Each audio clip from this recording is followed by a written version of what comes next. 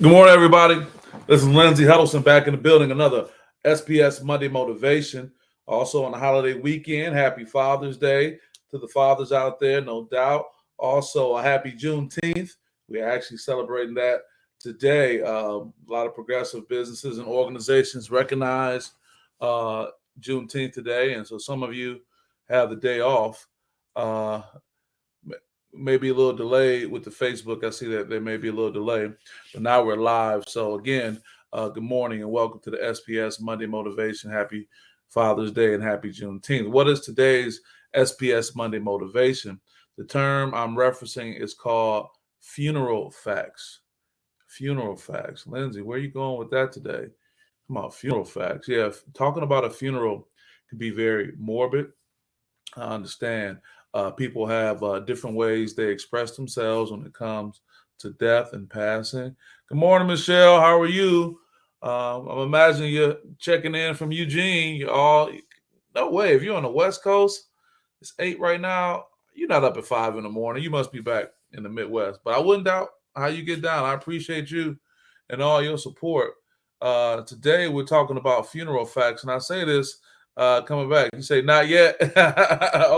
Okay. Michelle's in the building. She always gets there. I appreciate you so much, Michelle. But what brought this about is I did have a loss in my family. My mom, sister, my aunt Betty Hamilton passed away. I want to send condolences to the family, also her son, Kendall Tyus, my cousin, none beloved. I want to support you during that time. But it was at the ceremony that a lot of things really came into my mind about life and death. I know my mother probably thought I was texting on my phone. She did good. She didn't play me like I was in elementary school by telling me to put my phone down. But mother, I was actually taking notes and to try to get something from this, to learn something from this. Uh, Thank you, Michelle. Thank you for that. My aunt Betty, bless her heart, she's a very sweet woman, and I know everyone's feeling a loss with that. But what I learned from being there, as I listened to the pastor, Pastor Rudd, he was a great officiant of our homegoing services. But as I was there, Michelle, and I was listening to things that were being said, it made me think about, life and what's happening. And one thing is that the frivolous life events were not acknowledged. The little things that we go through, the messy things, those things weren't acknowledged during the funeral.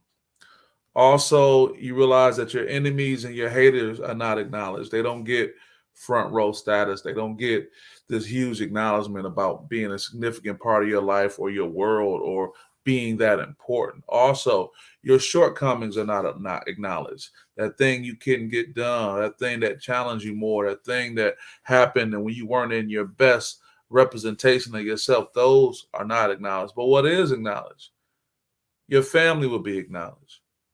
Your family would definitely be acknowledged by one being there, being the ones to talk about you, being the ones listed in the program, being the ones that the pastor and others speak of. Also, your life's purpose will be acknowledged. What type of person you were.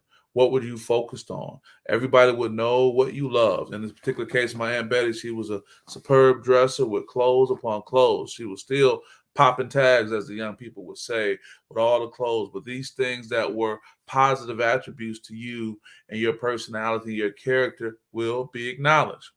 Also, during the remarks, people will speak of how you positively impacted their lives, not how you negatively impacted their lives. So there always is a cousin who could tell a funny story about how you guys used to hang out together and what you used to do. But people will talk about how you being somewhere made their day better. People will talk about the time you came and said something nice and kind. People will talk about what you did for them when they were in need. You understand what I'm saying here? Also, from what I took in as being what I would say is a fairly intelligent person, that the deceased cannot smell all those beautiful flowers. Those flowers are a display of the love and the caring that others have, but they're not necessarily for the deceased because the deceased can't smell those. So you must smell them while you're in the land of the living. We must smell the roses while we're here. We must acknowledge the beauty of the floral arrangements while we are here. My mother is really serious with our outdoor work, and she has a beautiful floral tapestry that she's creating. So we must acknowledge those things now because when the deceased pass on, It's my understanding they won't be able to smell those. So we must do it now. So what I say to that, those everyday things like the nagging, the bills, the debts, and the shortcomings, those things aren't acknowledged in your obituary. They don't talk about your debt. They don't talk about what's owed. And it's not to say that those things are not important. And while those things still do have their place, it's not at the forefront of our present lives because they will not be at the forefront of our lives when we leave here. So I will never tell you to forsake your responsibilities as an adult or what you're supposed to take care of, what you're supposed to be focused on. But we can't make those the most important things in our world because when we leave here, they won't be the most important things. Are we living a life to plan for when we leave? No, but it's to have perspective. Because if a funeral facts can tell you anything, is that the things that we spend so much time worrying about on a day to day are not that important when it's time to leave here. It's the type of person you are, type of spirit that you had, how you impacted others' lives. It's the legacy that you left. It's the things that you're doing now that are going to be remembered when you're gone. So I think that's important. In these tough times when gas prices as high as cocaine in the 80s, and I shouldn't say that like that. I'm trying to be funny, but it's tough.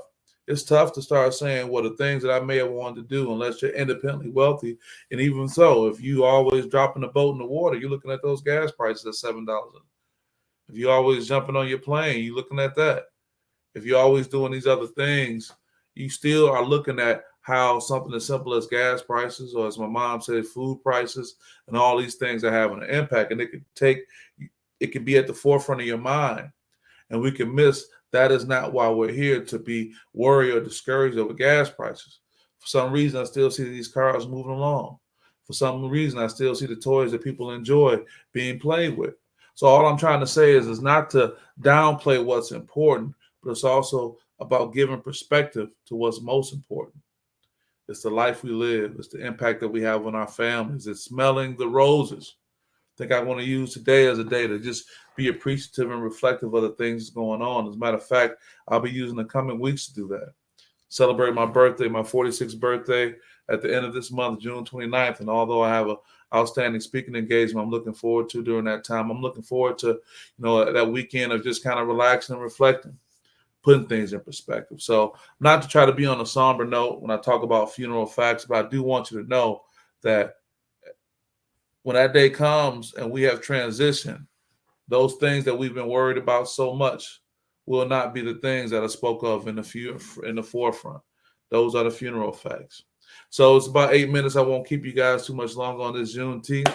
Just like the slaves from Texas found out you are free, go and live your lives.